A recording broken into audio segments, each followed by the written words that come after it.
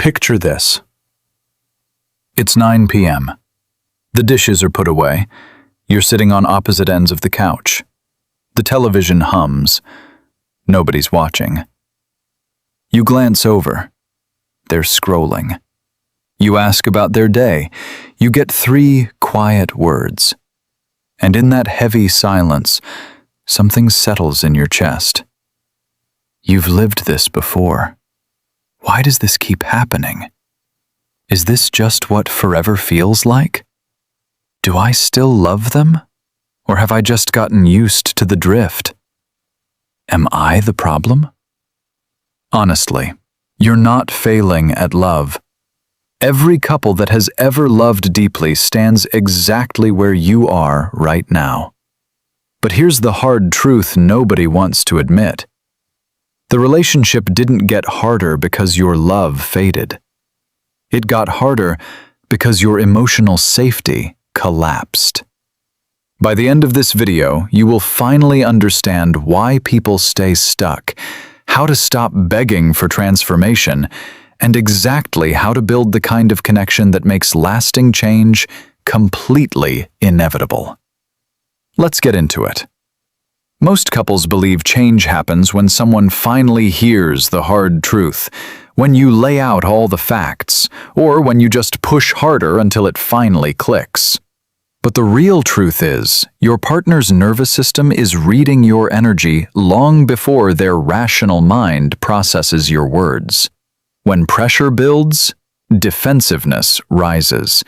And defensiveness doesn't shut down change. It literally blocks the neural pathways that make growth possible.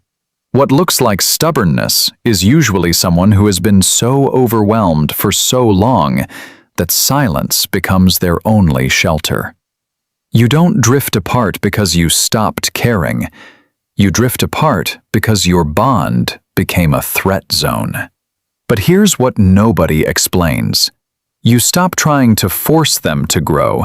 You start creating the exact conditions where growing feels safer than staying stuck. And once you see the 5 patterns keeping you trapped, you will know exactly how to step out of the cycle. The safety threshold. Most couples believe that calling out bad behavior is how you actually fix it.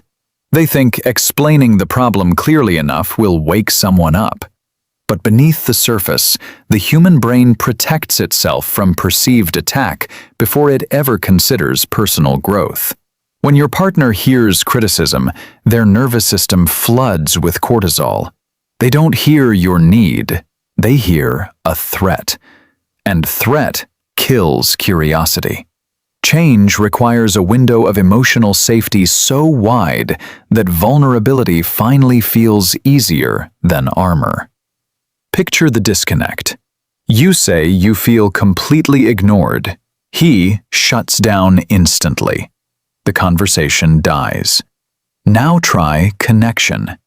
You lean in gently. You say you just want to feel close again. Something in him quietly registers that you aren't attacking him. She feels the tension drop. That's when your partner stops feeling like a problem to manage and starts feeling like a person you can actually come home to. The mirror trap. Most people in relationships try to change their partner by pointing out every flaw, hoping awareness will magically create transformation. But here's the part no one talks about. You cannot out-logic someone into becoming someone new. Every time you hold up a mirror of their shortcomings, you're actually reinforcing the very identity you're trying to erase. The anxious avoidance cycle thrives right here. One pushes for change, the other retreats into self-protection. Both are actually longing for the exact same thing. Not louder conversations, not more compromises, not scheduling weekly check-ins, but 2 people who finally stop treating each other like projects and start treating each other like partners. When you drop the scorecard, he feels the pressure lift. What moves through her is, I don't have to defend myself anymore. That's the shift that turns a relationship that feels like a negotiation into one that feels like a refuge. The silent ledger. Most couples carry an invisible spreadsheet of every time the other person fell short, waiting for the perfect moment to finally cash it all in. But emotional distance in a relationship isn't like a sudden brick wall. It is scar tissue that forms slowly over 100 tiny moments that never got repaired. Your nervous system remembers every unspoken apology, every missed bid for attention, every time longing was met with withdrawal. When that ledger grows too heavy, resentment quietly replaces curiosity. And resentment doesn't allow space for growth. It only makes room for distance. Look at the disconnect. You bring up old hurts. They hear punishment. They shut the door. Now try turning toward. You say you're putting it down. You choose presence over being right. They feel the weight drop. That's the shift that turns constant emotional management into quiet mutual relief. The identity anchor.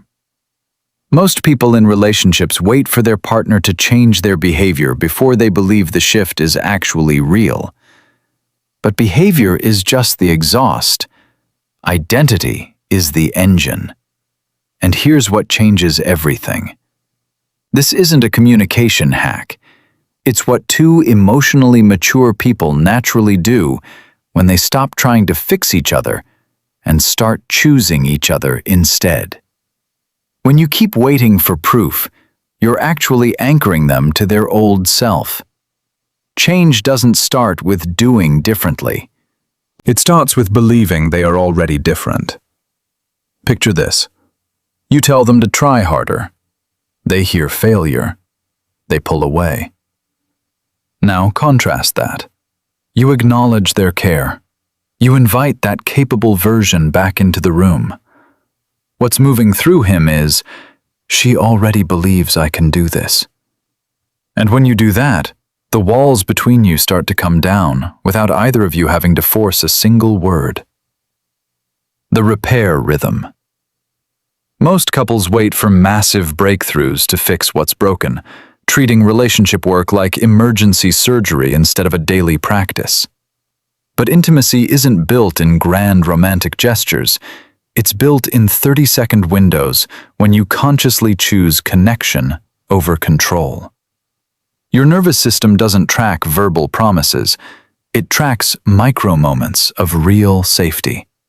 Every time you pause, breathe, and respond instead of react, you are literally rewiring your bond. This is where it gets really interesting. Real change doesn't arrive all at once. It compounds quietly, in the spaces between arguments. Disconnect looks like you storm off. The cycle repeats. Connection looks like you catch yourself.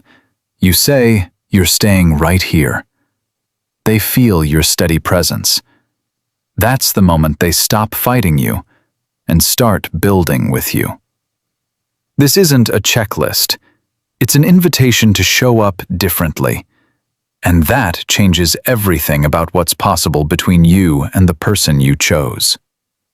When you internalize this, you stop reacting and start responding. Your partner will feel the difference before you've even spoken. These aren't tips for a better relationship. They're the beginning of becoming the kind of partner you always wanted someone to be for you.